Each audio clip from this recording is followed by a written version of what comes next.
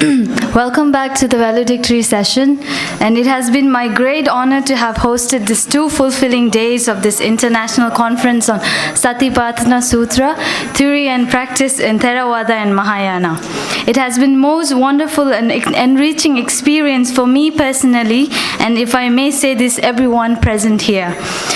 And the philosophy, the theories, the ideas set forth, discussions, and have been shared extremely rewarding, but as well as all good things come to an end. And I would like to conclude with the little hope that the valuable learning from the forum will continue to touch each of our lives on our way forward. With this thought, I would like to welcome Professor S.R. Bhatt, Venerable Dr. Dhamma P.A.G.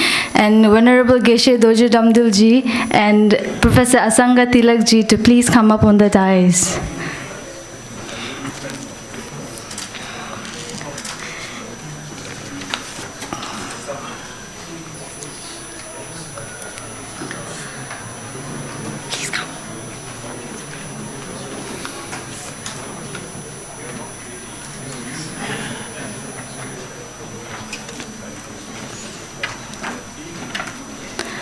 Thank you, and I would like to request Venerable Geshe Dojo Damdul, Director of Tibet House, to kindly chair the valedictory session.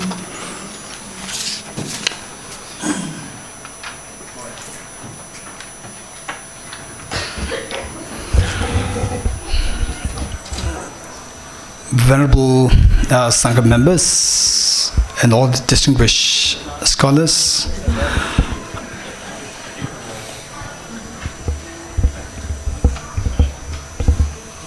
okay, we are here.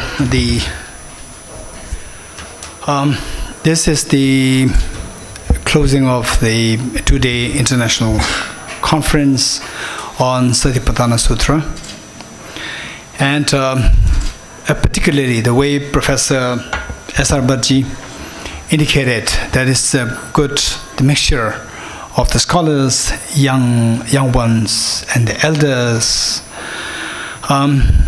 And no doubt,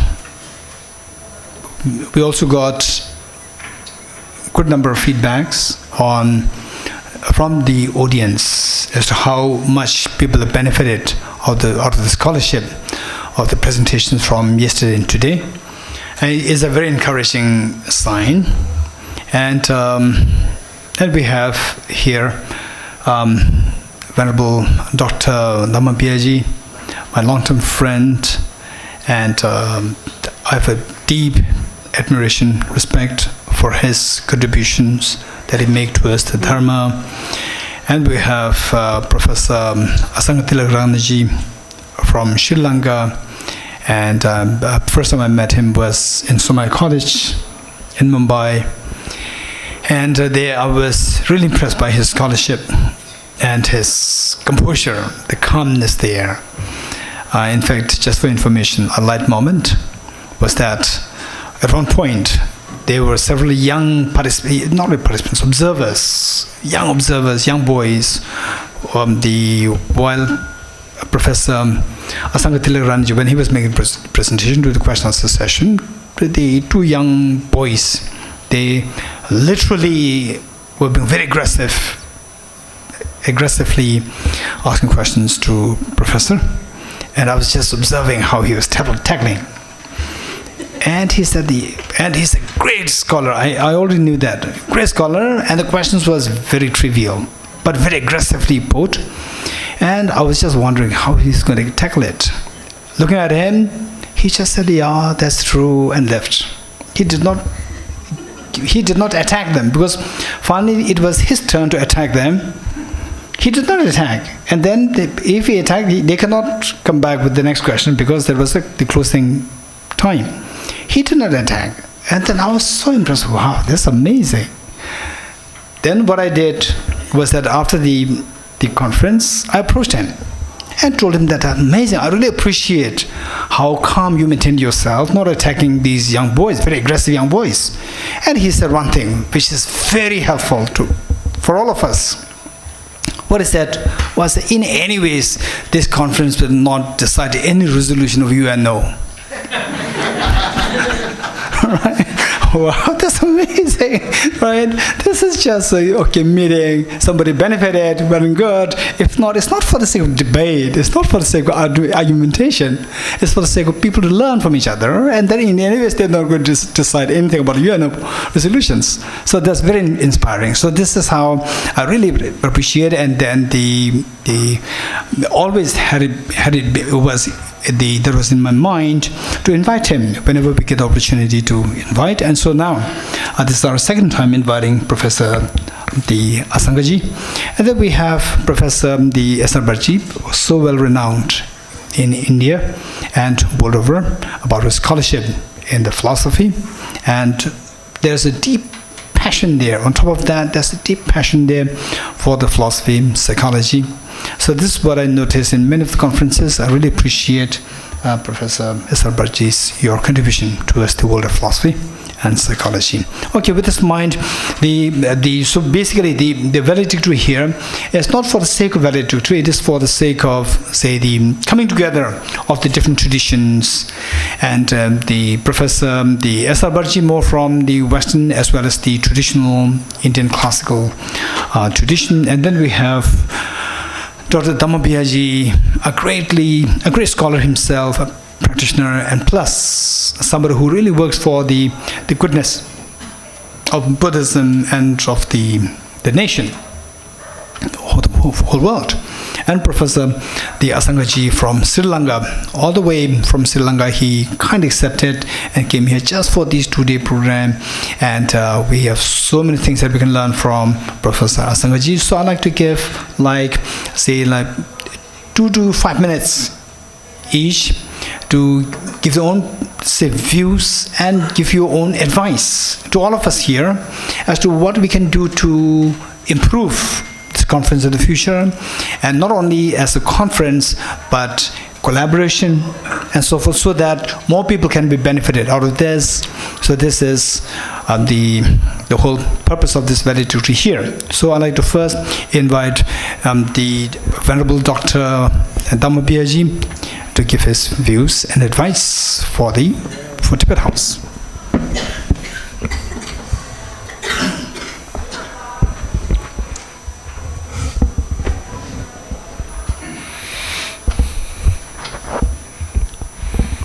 Namo tassa bhagavato arahato samma sambuddhassa.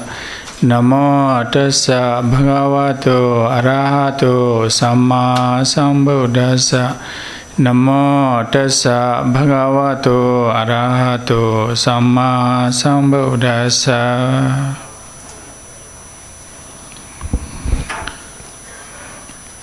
Members of Mahasangha, scholars, friends, brothers and sisters in Dhamma, one of the scholars had pointed out that the 2 traditions, the Mahayana or Vajrayana and the Theravada or Hinayana, these 2 traditions having different opinions about each other. I don't know, it might be one scholar there, somebody has pointed out. That is true. When we don't come closer, we do not know each other. We have only opinions, we have only views, but not the knowledge. So this conference, bringing 2 traditions together and discussing on the topic or subject which is so important in Buddhism, is really to be highly appreciated, and I am very much thankful to our most venerable Jeshe Dorje Damdolji for your initiative. This kind of coming together need to be organized more frequently on different subjects so that we know each other better. not only between these Theravada or Mahayana traditions. I think we should know even the Chinese, then the Japanese, the Korean, the other tradition as well. For this kind of initiative, definitely we would like to thank to His Holiness the 14th Dalai Lama, because it was His Holiness' initiative for the first time that we had a dialogue between the Theravada and Vajrayana or Nalanda tradition. It's called Dialogue on Vinaya. So usually we had an opinion that these Lama monks, they are not really monks, because they wear half chivara and half like a shar or something like that. They may not have the Vinaya rules that Theravada monks have, because they eat any time, they go to swimming or wear both shoes like a layperson, right? So some kind of opinions you see. And the venerable lamas, jeshes, and the Tibetan practitioners, they might have some other ideas that the Theravadic monks are so narrow, so closed, right? Rigid, orthodox. You see. So when we come together and discuss, then we know each other better. And in the Vinaya dialogue, we found almost the same. What is there in Theravada Vinaya and what is there in the Vajrayana or Tibetan, this Nalanda tradition Vinaya, almost the same, except a few things which are like the details explanation of certain rules, otherwise the same. So like that, I never knew the Satipaṭṭhāna Sutta existed in the Tibetan or Nalanda tradition. I thought only this Lulutta Sutra and other important texts exist. But I never heard this Satipaṭṭhāna Sutta being spoken by any great Rinpoches. Of course, we used to hear from His Holiness Dalai Lama saying most of the time, this Samatha Vipassana, that we could hear it. But the word Satipaṭṭhāna was never heard like that. So it's really very important that we got together to know each other better. And I would request the Tibet House, if there is some other program, then IBC would like to collaborate of this nature. We were proposing to have one program in Myanmar. Some people from Myanmar wanted to sponsor part of the program where we should have dialogues kind of thing, just knowing each other. It's important. Maybe we can work out on that. And to speak or close. No, I'm just curious. Are you involved in any international peace-building effort? Peace, I think I involve for peace building within my own universe first. Then I think I do whatever little contribution I can to make my people, whoever comes in contact with me, a peaceful person. I think that's what I do. Because I understand the whole universe is quite big universe. So everyone has to take the responsibility to make one's own universe first a peaceful universe. So, what I understand, whatever we discuss, we talk at academic level, theoretical level, logical level, we'll find there are different dimensions about the same reality, same truth, same topic. We can keep on going, debating for days, months, years. I think there will be no end, definitely. But we should not forget that we have to come to real practice. When we come to practice, and all the debates and those talks will have real meaning that time. Satipaṭṭhāna is definitely to be practiced, to be experienced. As our Venerable has said, coming closer and closer, closer to the reality. Now we have to find out the way how we can come closer to know oneself and also to experience the goal that we have set forth. That is the ultimate sustained peace and happiness with the purity being embodied in each one of us. With these words, I would like to appreciate and thank again, and hope in future also we can have this kind of conference. Thank you so much.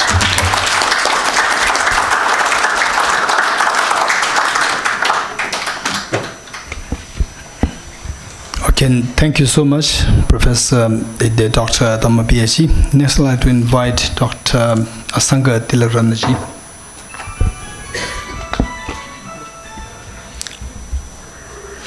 Venerable Geshe Dordi Damdul, Professor Bhatt, Venerable Dr. Dhammapiya, and also all the distinguished scholars and Buddhist monks and nuns.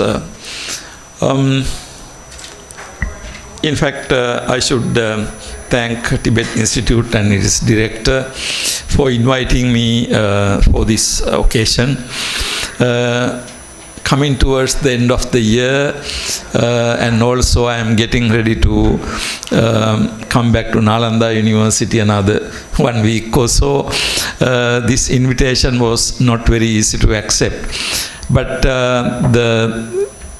apart from the invitation came from Tibet House, where I have been several times before, and also my enormous respect for His Holiness Dalai Lama. I thought this particular subject, Satipaṭṭhāna Sutta, discussing it in the context of Theravada and Mahayana, Vajrayana, is something very important. I consider it to be very important, mainly because for us to different Buddhist traditions to know our own tradition, the Buddhist tradition itself is of enormous significance. As I mentioned in my own remarks previously, late Professor Mallasekara, when he started World Fellowship of Buddhists, the basic vision was that Buddhists have really so many reasons to get together and work together across boundaries. Now, the philosophical insight today that is being established increasingly is that ultimately all the Buddhist traditions are really based on the basic teachings of the Buddha. Again, I referred to this earlier also.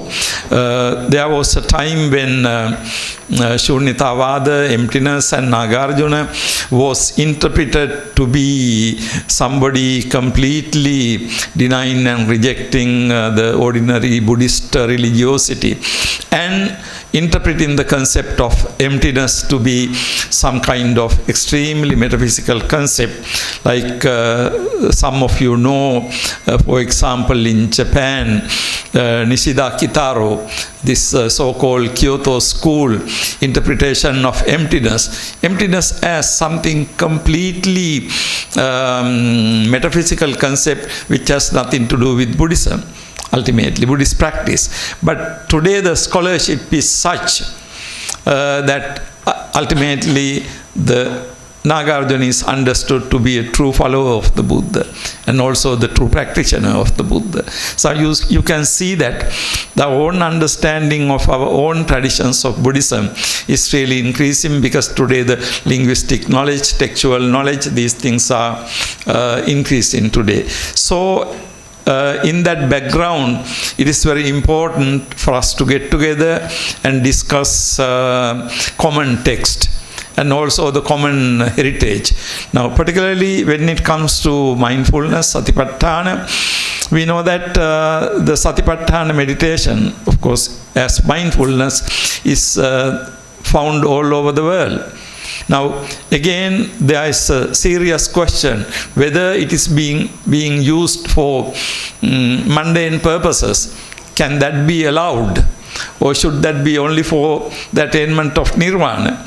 Now, my own understanding is when Buddha starts from dukkha domanassanam attangamaya, dukkha domanas, ordinary sufferings, also included. So I believe that if mindfulness meditation can be used for those purposes, I do not see a serious problem in there. However, I am not saying that that is the path to attain nirvana, because when you take the meditation seriously, you practice it, of course, it is not these watered down versions of mindfulness you find all over the world. So there is a distinction.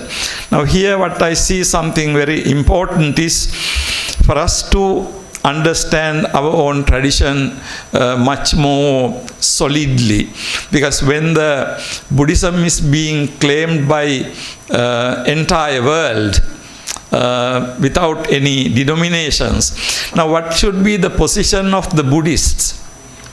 I mean, like, I think this is a little bit difficult question. I think it is very important for the Buddhists to be aware what they are, or what our Satipaṭṭhāna Sutta says, and also the basic deeper meaning of Satipaṭṭhāna Sutta.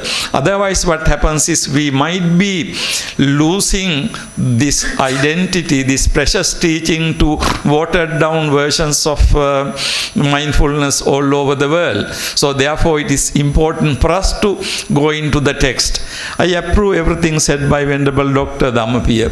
We across traditions have to get together. At the same time, we have to understand that the Buddhist tradition all over the world, of course, it has gone through so many climatic different conditions and situations. So there are ways of, putting the robe and, things like that. There are differences. But if you take the fundamental teaching, as Venerable Dhammapiya mentioned, if you take, there are about 9 Vinaya traditions right now discovered. Now, one very important thing is in these all Vinaya traditions found Mula Sarvastivada, Theravada and so on. First 4 Parajika rules and also the 13 Sanghadisesa rules are exactly the same across all the traditions.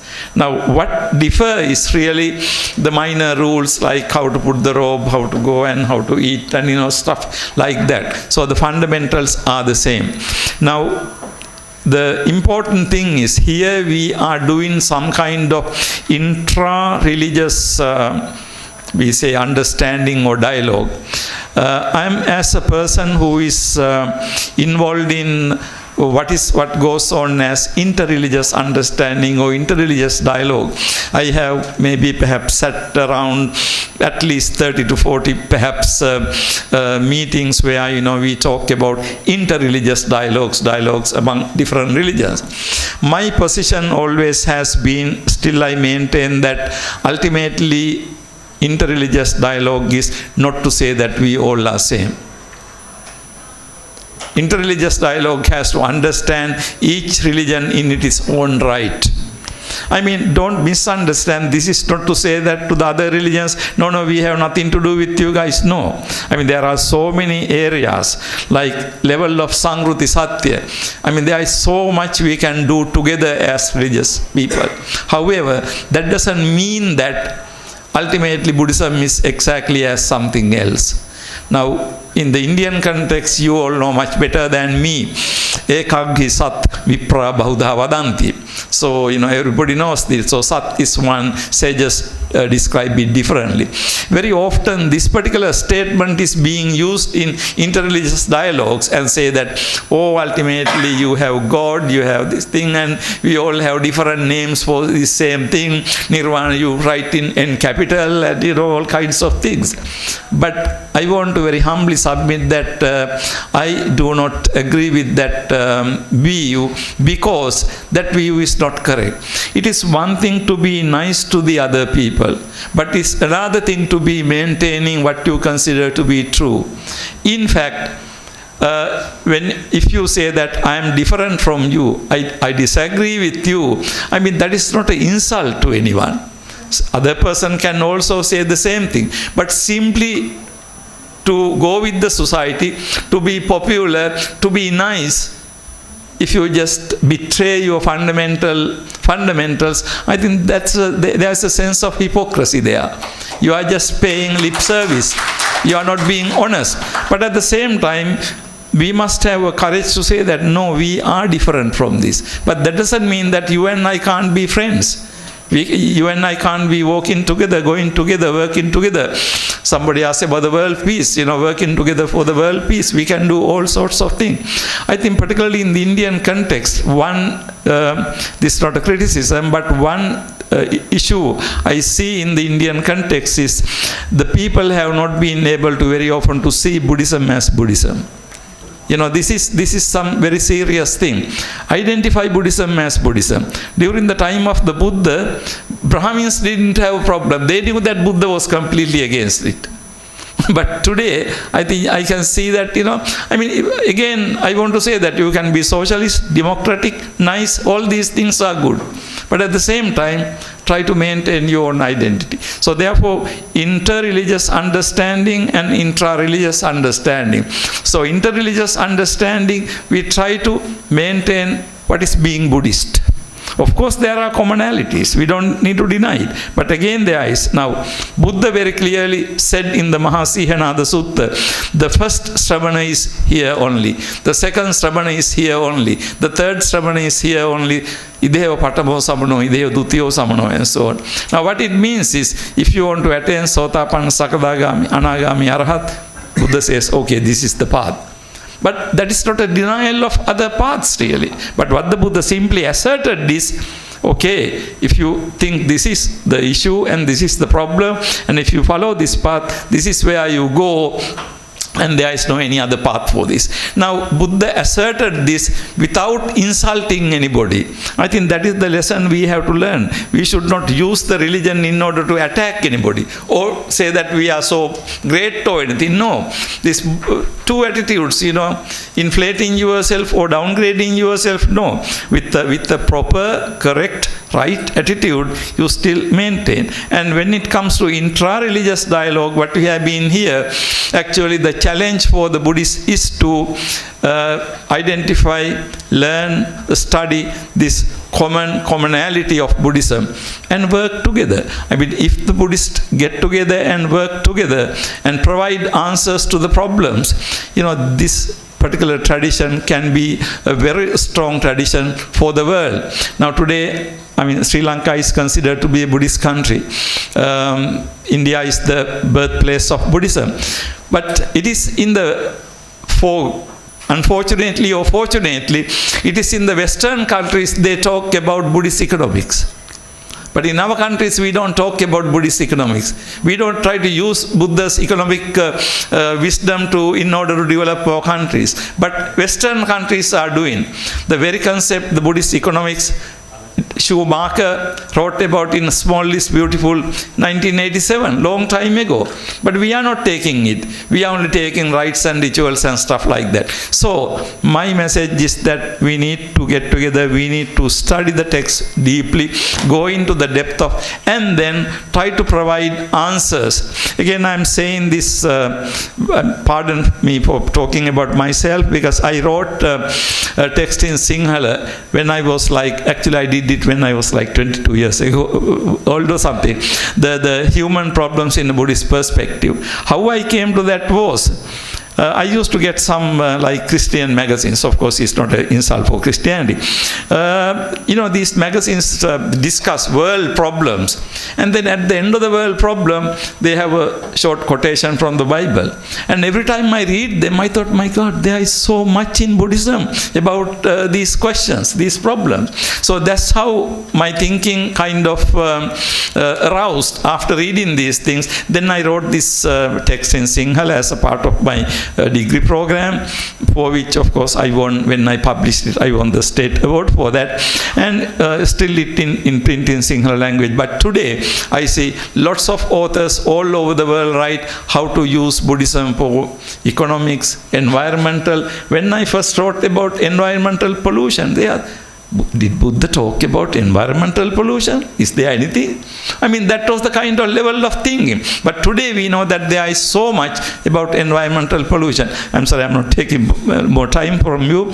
But simply my message is that what we did last 2 days is something rewarding experience. In fact, I learned a lot. I took a lot of notes. I mean, even, with my Dhamma knowledge, I increased my Dhamma knowledge. But I think basically this is something we need to do more and more, going into the depth of textual understanding. And finally, put together all these learning together, and all the Buddhist traditions get together and work for what the Buddha said, Bahujana Hitaya, Bahujana Sukhaya. Thank you very much. Thank you so much, Professor Sangha Tilakarani. Next we have Professor S.R. Barchi.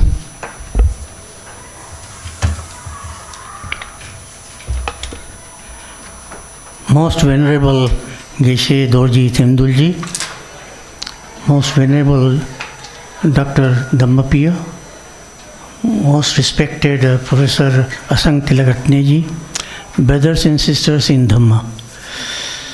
We had very, I should say, illuminating and wonderful deliberations during the last 2 days, which has enlightened us. Buddhism as a mode of thinking and as a way of living. It is both Chitta and Charya, Bodhicitta and Bodhicharya, the two go together. Is really a new paradigm for world order, provided it is put forth in its proper perspective to the entire world.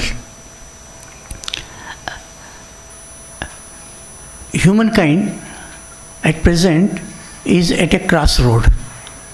We have the best of the possibilities in terms of development of science and technology, and also worst of the possibilities in terms of disastrous weapons and ammunitions and so forth. And therefore we look for an alternative paradigm of value schema. And Buddhism can offer that particular alternative. Buddhism is a holistic system wherein different elements of the reality are integrated. And this integration is manifold. Here itself we have seen the integration of young and the not so young people. We have integration of theory and practice. We have also integration of different stages of development of Buddhist thought. And therefore we should not appreciate the distinction between Theravada, then Mahayana and Vajrayana and so forth. We should just refer to it as Buddhism. This sort of divisionistic approach, I think, may not be in tune with the Buddhist mode of thinking. And therefore what is needed is a intra-religious dialogue among the different sections of adherents of Buddhist thought and practices. I remember in 1986, I went to China as a member of cultural delegation of Government of India and went to Shanghai University, which was a very old and prestigious university in China. And many professors, retired ones also, came to meet me. And they said, ours is a different Buddhism from yours. Then I said, well, Tell me a single tenet which is not there in the Indian Buddhism and which is available in your Buddhism. Whatever tenets they point out, we are already having them. Of course, language is different, mode of presentation is different. Well, slight analysis also might be different. For example, Tentai Buddhism, well, it is based on Saddharma Punjak Sutra. What's the difference there? Or Autansaka Sutra. What's the difference? Well, all these sutras, they constitute the basis for different Buddhism. We have, say, for the yogic practices, Sun Buddhism in South Korea, Zen Buddhism in China and Japan. But fundamentals are the same, which you can draw from Satipaṭṭhāna Sutta. So far as the essentials are concerned, there is no difference. Only in details or in practices, slight difference might be there. So what is needed is that we must look to the essentials, to the fundamentals. See, differences are there, and differences provide richness. Differences are not to be discarded. But we should also look to the commonalities. We may agree with regard to commonalities. We may disagree also with regard to the different nuances. So we may agree to disagree in that respect. But then there must be dialogue so that there is a mutual understanding among the different sections of Buddhist populace. That's the need of the day. Of course, this apart, there should be inter-religious dialogues as well. Such dialogues are taking place everywhere. In India also, we undertake such